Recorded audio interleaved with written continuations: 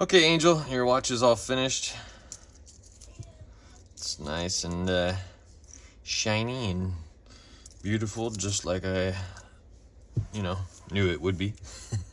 Anyhow, yeah, so it's done. I got the bracelet on here, sized to what is close as possible to 7-inch, leaving you some micro adjustments here. You've got 3 micro adjustments, so if it's too loose, you can go ahead and micro adjust that in using small, like pin size metal of some sort.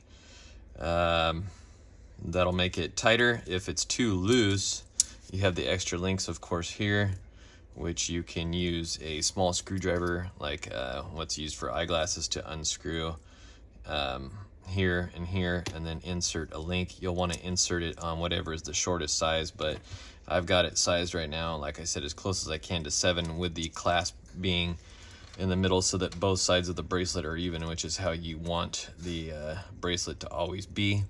So whenever you do size a bracelet, you want to make sure that the whole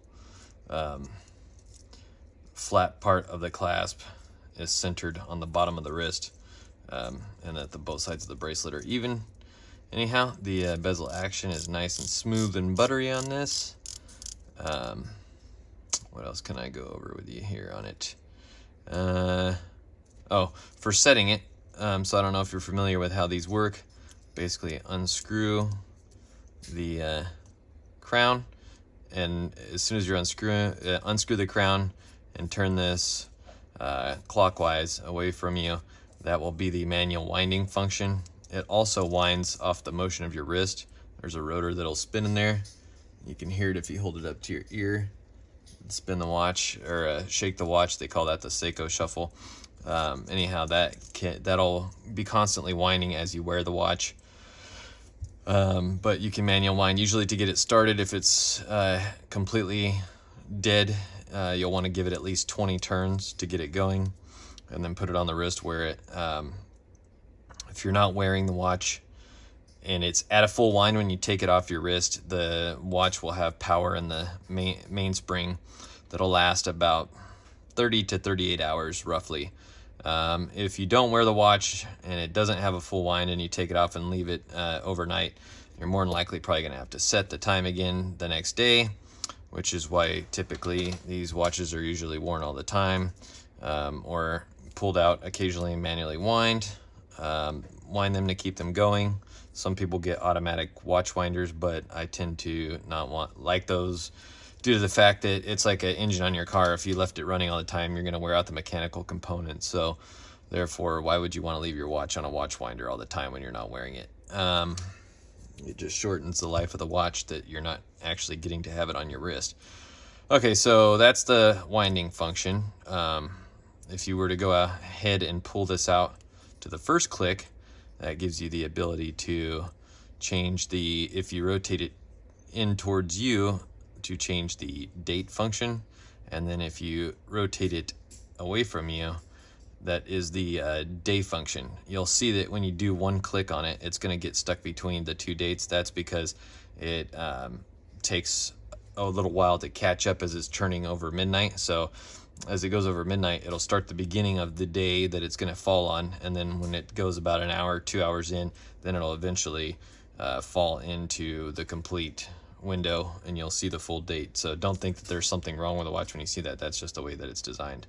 So you give it a second click, and then you've got the day there. The reason being is that this day wheel is basically set up for a full day instead of having 2 languages like most of them do. So like typically the first click would be English, the second click would be Spanish if you had that type of day wheel in there, but this doesn't. So that's why you have to give it 2 clicks to get it fully on the day. Anyhow, another thing you don't want to do is ever set the time between, I believe, 9 p.m. and they say 6 a.m. I believe it is. And the reason being is that if you were to try to change the day and date functions during those times, there's a potential to cause damage to the gears that actually rotate those wheels in there. So what is recommended is to always pull this out, and then you're going to go around if you wanted to set the time. So that just clicked over right there. You saw that clicked over, so that, you know, is midnight. So now you're on the AM side. So you're going to go all the way around again until you are at the noon, and then now you're in afternoon, and it is 6:11 here right now, so 6 p.m. and then 10, 11, and we'll say that's good right there.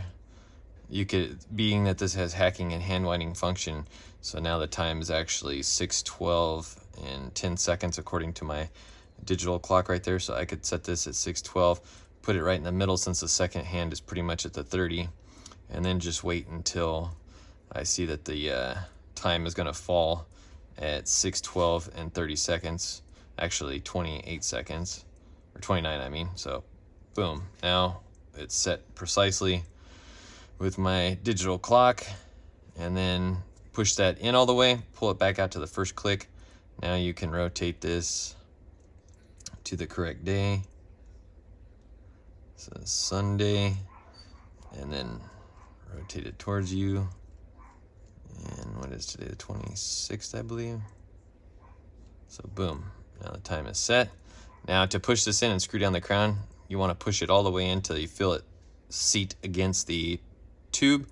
Rotate it back towards you a little bit so that you can make sure the threads fall into place, and then start rotating forward to make it thread on properly so that you don't damage the threads, because a lot of people will have trouble trying to screw these down, and they'll sit there and just like get it and cross thread it, and then they destroy their crown tube and everything and stuff. So you don't want that to happen. So always push it in until you feel it flatten out against there.